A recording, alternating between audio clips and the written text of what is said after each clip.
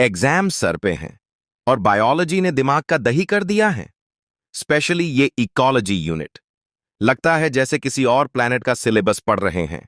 कोई ना, आज के इस वन शॉट वीडियो में हम ऑर्गेनिजम्स एंड पॉपुलेशंस को ऐसे खत्म करेंगे जैसे फ्री के गोलगप्पे, एकदम फनी स्टाइल में, रिलेटेबल एग्जाम्पल्स के साथ।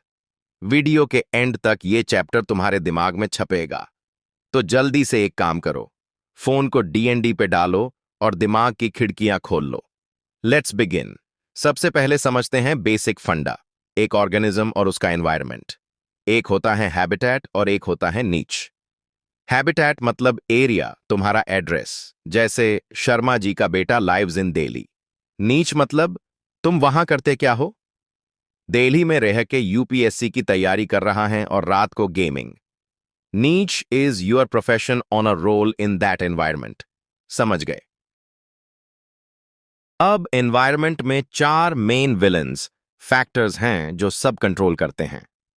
टेम्परेचर, जैसे हमें सर्दियों में सुबह उठना मौत लगता है, वैसे ही हर एनिमल का एक टेम्परेचर रेंज होता है। वाटर, लाइफ का फ्यूल, सबको चाहिए। लाइट, प्लांट्स के लिए खाना बनाने का जुगाड़, फोटोसिंथेसिस। सॉइल, ये तो सिंपल है जैसी मिट्टी, वैसे प्लांट्स। अब इन बदलते हुए मौसम और फैक्टर्स के साथ ऑर्गेनिजम्स रिएक्ट कैसे करते हैं। 4 तरीके हैं, ध्यानम से सुनना, बहुत रिलेटेबल हैं। रेगुलेट, ये वो अमीर लोग हैं जिनके पास गर्मी में एसी और सर्दी में हीटर होता है। इनकी बॉडी का टेम्परेचर हमेशा कांस्टेंट रहता है। Example, mammals and birds. हम इंसान इसमें आते हैं बॉस।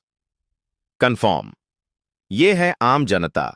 इनका बॉडी टेम्परेचर बाहर के मौसम के हिसाब से बदलता रहता है। 99% एनिमल्स और ऑलमोस्ट सभी प्लांट्स कन्फॉर्मर्स होते हैं। इनके पास इंटरनल एसी नहीं होता। माइग्रेट, बाहर बहुत गर्मी है, चलो शिमला। बर्ड्स सर्दी से बचने के लिए लॉन्ग डिस्टेंस ट्रैवल करती हैं और मौसम ठीक होने पर वापस आती हैं। सस्पेंड, ये हैं कुंभकर्ण मोड।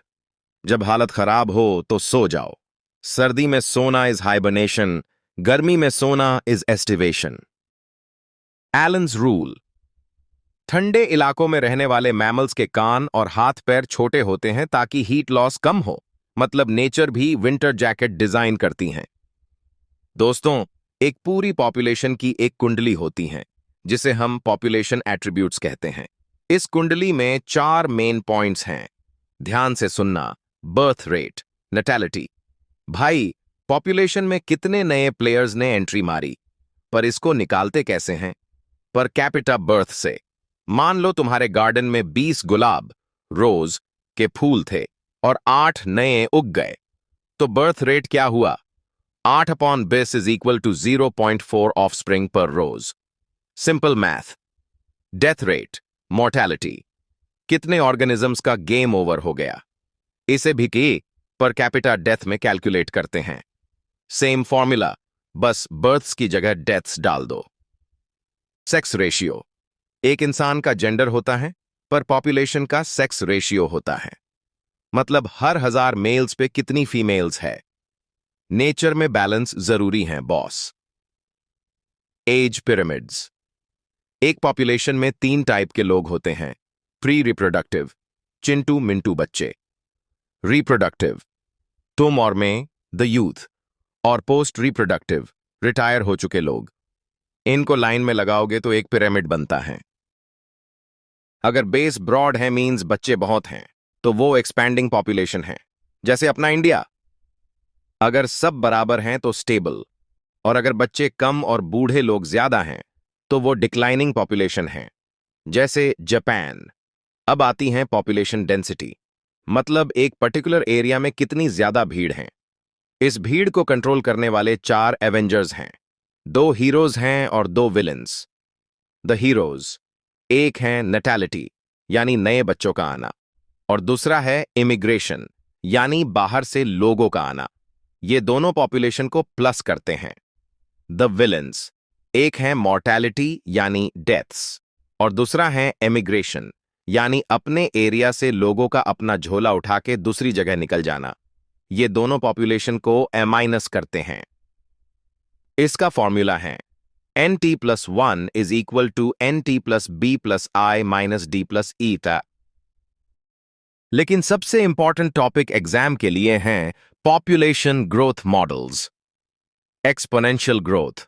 मान लो तुम्हारे पास अनलिमिटेड पिज्जा और बर्गर हैं और कोई रोकने वाला नहीं। तुम खाते जाओगे, मोटे होते जाओगे। जब रिसोर्सेज अनलिमिटेड होते हैं तो पॉपुलेशन ऐसे ही ग्रो करती हैं। फॉर्मूला याद रखो, dn/dt is equal to rn, logistic growth. लेकिन रियल लाइफ में मम्मी बोलती हैं बस एक ही पिज्जा मिलेगा।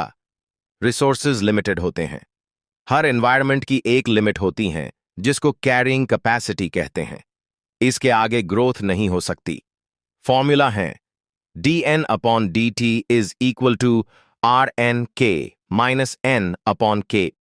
अब आते हैं चैप्टर के सबसे मसालेदार पार्ट पर, पॉपुलेशन इंटरैक्शंस।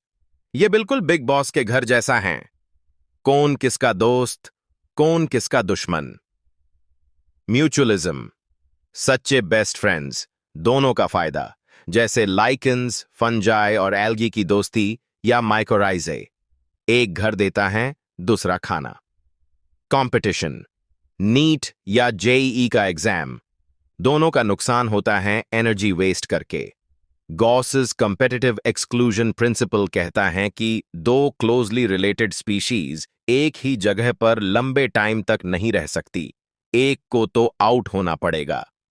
प्रीडेशन, शेर और हिरन, एक की पार्टी दूसरे का द एंड। लेकिन प्रेडेटर्स नेचर के लिए जरूरी हैं, वरना प्रे की पॉपुलेशन आउट ऑफ कंट्रोल हो जाएगी। पैरासाइटिज्म, ये वो टॉक्सिक दोस्ती है जहां एक दोस्त हमेशा तुम्हारा लंच खाता है, एक का फायदा दूसरे का नुकसान, जैसे टिक्स ऑन डॉग्स। कमेंसलिज्म, एक का फायदा दूसरे को घंटा फर्क नहीं पड़ता, जैसे आम के पेड़ पर उगने वाला ऑर्किड। ऑर्किड को जगह मिल गई, आम के पेड़ को कोई फर्क नहीं पड़ा। एमेंसलिज्म, बिना बात का नुकसान, जैसे तुम घास पर चलते हो, घास दब जाती हैं, नुकसान, पर तुम्हें कोई फायदा या नुकसान नहीं होता। और इसी के साथ तुम्हारा इकोलॉजी का सबसे डेंजरस चैप्टर खत्म। देखा कितना इजी था? अगर चैप्टर दिमाग में घुस गया है तो कमेंट सेक्शन में इकोलॉजी ओपी स्पैम कर दो। और हां, अगर ऐसी ही वीडियो से पूरा सिलेबस खत्म करना है तो उस सब्सक्राइब बटन को दबा दो। म्यूचुअलिज्म दिखाओ थोड़ा। मिलते हैं नेक्स्ट वीडियो में, तब तक के लिए मजे करो।